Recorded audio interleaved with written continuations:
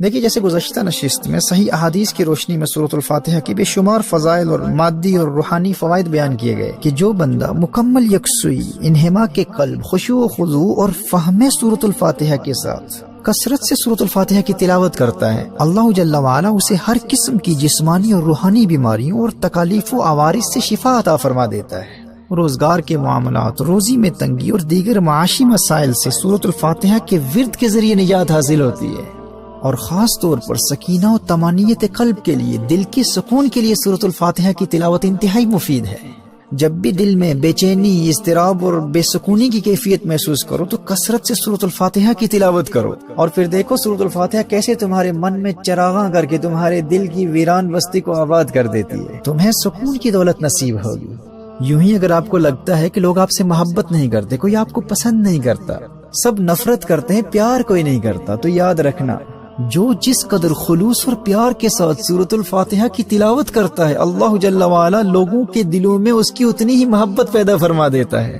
یہ سورۃ الفاتحہ کی کثرت سے تلاوت کی برکت ہے کہ یہ انسان کو اللہ کی مخلوق کا محبوب بنا دیتی ہے، لوگ اس سے پیار کرتے ہیں۔ The most hated person becomes the most beloved of people with the blessings of the recitation of سورۃ الفاتحہ۔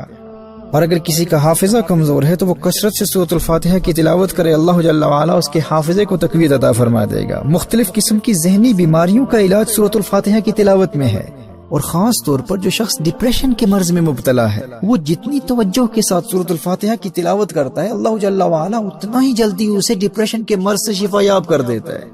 اسی طرح دشمنوں کے مقابلے میں فتح حاصل کرنے کے لیے، امتحانات میں کامیابی کے لیے، کسی کمپٹیشن میں فتح حاصل کرنے کے لیے، اور زندگی کے ہر میدان میں سورۃ الفاتحہ فتح سے ہمکنار فرماتی ہے۔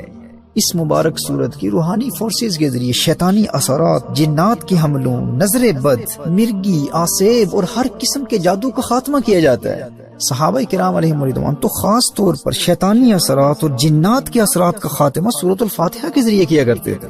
صحیح احادیث اور شارحین کی آراء کی روشنی میں اس پر تفصیلی کلام ہو چکا، لیکن سوال یہ پیدا ہوتا ہے کہ عام طور پر لوگ یہ تمام فوائد حاصل کیوں نہیں کرتے؟ وہ اس لیے کیونکہ وہ آداب تلاوت کے مطابق تلاوت نہیں کرتے، اور نہ ہی تلاوت کے دوران اللہ جل وعلا سے کمیونیکیشن کی کیفیت کو پیدا کرنے کی کوشش کرتے ہیں، جبکہ ایک بگنر کے لیے بھی یہ کیفیت دوسری صورتوں کی بنسبت سورۃ الفاتحہ میں بہت آسانی سے حاصل ہو جاتی ہے، کیونکہ ہمیں علم ہوتا ہے کہ جواب کیا آ رہا ہے۔ اس کیفیت کے حصول کا طریقہ حدیث مصطفیٰ صلی اللہ علیہ وسلم کی روشنی میں آپ کی بارگاہ میں پیش کروں گا۔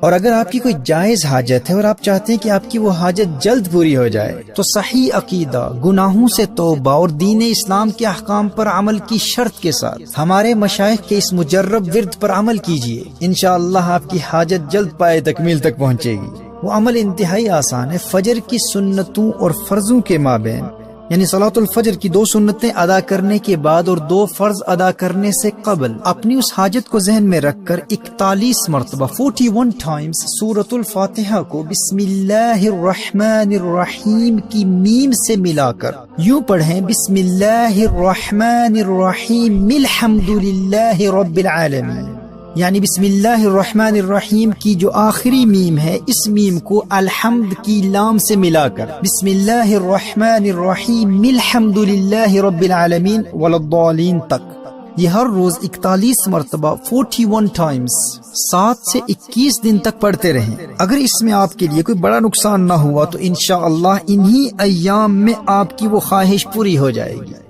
So between the 2 sunnahs and 2 fard of Fajr, you recite Bismillahir Rahmanir Rahim Alhamdulillahi Rabbil Alameen to the end of Surah Al-Fatiha 41 times, and this is done for 7 to 21 days. محترم احبہ، سورۃ الفاتحہ کی روحانی پاور کا اندازہ اس حدیث سے بھی لگایا جا سکتا ہے کہ امام ترمذی نے اور امام ابن حبان اور ابن خزیمہ دونوں نے اپنی صحیحین میں حضرت ابو ہریرہ رضی اللہ تعالی عنہ کی روایت کو نقل کیا۔ نبی کریم صلی اللہ تعالی علیہ وآلہ وسلم نے حضرت ابی بن کعب رضی اللہ تعالی عنہ سے ارشاد فرمایا، أتحب أن أعلمك سورة لم ينزل في التوراة ولا في الإنجيل ولا في الزبور ولا في القرآن مثلها؟ تمہیں ایسی صورت نہ سکھاؤں جس جیسی صورت نہ تورات میں ہے، نہ انجیل میں ہے، نہ زبور میں ہے، اور نہ ہی قرآن میں اس جیسی کوئی صورت ہے؟ انہوں نے عرض کیا، نعم یا رسول اللہ صلی اللہ علیہ وآلہ وسلم، جی ارشاد فرمائیے یا رسول اللہ صلی اللہ علیہ وسلم۔ فقال رسول الله صلى الله عليه وسلم كيف تقرأ في الصلاة؟ قال فقرأ القرآن فقال رسول اللہ صلی اللہ تعالی علیہ وآلہ وسلم والذی نفسی بیدہ ما انزل اللہ فی التوراة ولا فی الانجیل ولا فی الزبور ولا فی القرآن مثلها۔ کونین کے والی صلی اللہ تعالی علیہ وآلہ وسلم نے ارشاد فرمایا نماز میں کیا پڑھتے ہو؟ تو انہوں نے ام القرآن کی تلاوت کی، یعنی سورۃ الفاتحہ کی تلاوت کی۔ تو نبی کریم صلی اللہ علیہ وآلہ وسلم نے ارشاد فرمایا مجھے قسم ہے اس ذات کی جس کے قبضہ قدرت میں مجھ محمد کی جان ہے صلی اللہ تعالی علیہ وآلہ وسلم، سورۃ الفاتحہ جیسی سورت نہ تورات میں ہے، نہ انجیل میں ہے، نہ زبور میں ہے، اور نہ ہی قرآن میں ہے۔ اللہ اکبر، سبحان اللہ۔ یہ وہ سورت ہے جو آپ سب کو ازبر ہے، ہم سب جانتے ہیں، نماز میں پڑھتے ہیں۔ اور یاد رکھنا میں نے یہ جو فوائد و منافع بیان کیے ہیں صحیح احادیث سے ثابت ہیں۔ صحیح بخاری کی حدیث ہے، حضرت ابو سعید خدری رضی اللہ تعالیٰ عنہ سے روایت ہے کہ ہم ایک مرتبہ ایک سفر پر تھے، ایک لونڈی آئی اور کہا کہ یہاں کے قبیلے کے سردار کو ایک سانپ نے کاٹ لیا ہے، کیا آپ میں کوئی ایسا ہے جو جھاڑ پھونک یا دم وغیرہ کر دے؟ صحابہ کرام علیہ رضوان میں سے ایک شخص نے وہاں جا کر کچھ پڑھ کر دم کر دیا اور اللہ جل وعلا کے فضل و کرم سے وہ شخص بالکل ٹھیک ہو گیا۔ جب بعد میں اس صحابی سے پوچھا گیا کہ کیا آپ کوئی جھاڑ پھونک یا دم وغیرہ بھی کرتے ہیں، آپ کو بھی اس چیز کا علم ہے؟ تو صحابی نے فرمایا کہ میں نے سورۃ الفاتحہ پڑھ کر دم کیا تھا۔ یہ صحیح بخاری کی حدیث ہے۔ تو پوچھا گیا کہ آپ نے یہ علم کہاں سے حاصل کیا؟ آپ نے کچھ پڑھ کر دم کیا اور اس قبیلے کا سردار فوراً ٹھیک ہو گیا۔ تو صحابی نے فرمایا کہ میں نے تو سورۃ الفاتحہ پڑھ کر دم کیا ہے۔ اور پھر اس صحابی کے اس عمل اور اس تمام واقعے کو سننے کے بعد نبی کریم صلی اللہ تعالی علیہ وآلہ وسلم نے بھی تحسین فرمائی اور حوصلہ افزائی فرمائی۔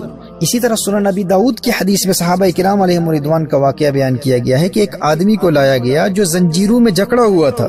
لوگوں نے کہا کہ یہ پاگل ہے اور تم محمد صلی اللہ تعالی علیہ وآلہ وسلم کے ساتھی ہو، اس پر کچھ ایسا پڑھو کہ یہ ٹھیک ہو جائے۔ صحابہ کرام علیہ رضوان اس شخص پر صبح و شام تین مرتبہ سورۃ الفاتحہ پڑھ کر دم کرتے۔ چند دنوں کے عمل کے بعد وہ شخص ایسا صحتیاب اور خوش و خرم نظر آنے لگا جیسا کہ کوئی غلام ہو اور اسے آزاد کر دیا گیا ہو۔ تو یاد رکھیے سورۃ الفاتحہ پڑھ کر مریض پر دم کرنا یہ کوئی بدعت نہیں ہے، صحیح بخاری اور صحیح ستہ کی دیگر صحیح احادیث سے ثابت مسنون عمل ہے۔ کوئی شخص کسی بھی مرض میں مبتلا ہو، سورۃ الفاتحہ کی تلاوت کر کے اس پر دم کیا جائے، اور اگر کوئی شیطانی اثرات یا جنات کے اثرات میں مبتلا ہو، آسیب زدہ ہو، اس پر کسی نے جادو کر دیا ہو، تو صحابہ کرام علیہم رضوان کے عمل کی روشنی میں صبح و شام تین مرتبہ سورۃ الفاتحہ پڑھ کر اس پر دم کر دیا جائے، اللہ جل وعلا اسے شفا عطا فرما دے گا۔ اور عام حالات میں بھی کثرت سے سورۃ الفاتحہ کی تلاوت کرنے والے کو وہ تمام روحانی اور مادی فوائد حاصل ہوں گے جن کا ذکر میں ابتدا میں کر چکا۔ لیکن یاد رکھیے سورۃ الفاتحہ کی حقیقی اسپرچل فورسز، روحانی فورسز تک رسائی اسے ہی حاصل ہوتی ہے جو آداب تلاوت کو مد نظر رکھتے ہوئے خلوص نیت کے ساتھ اپنے دل کو دنیا کے خیالات سے پاک کر کے مکمل خشوع و خضوع کے ساتھ اور اللہ کی جانب سے آنے والے جواب سے روحانی لطف و سرور حاصل کرتے ہوئے سورۃ الفاتحہ کی تلاوت کے ذریعے اللہ جل وعلا کے قرب کی منازل طے کرتا ہے۔ کامل فائدہ وہی حاصل کرتا ہے۔ لیکن اس کے فیوز و برکات سے زیادہ فائدہ حاصل کرنے کے لیے یقیناً آپ بھی اب اللہ جل وعلا کی جانب سے آنے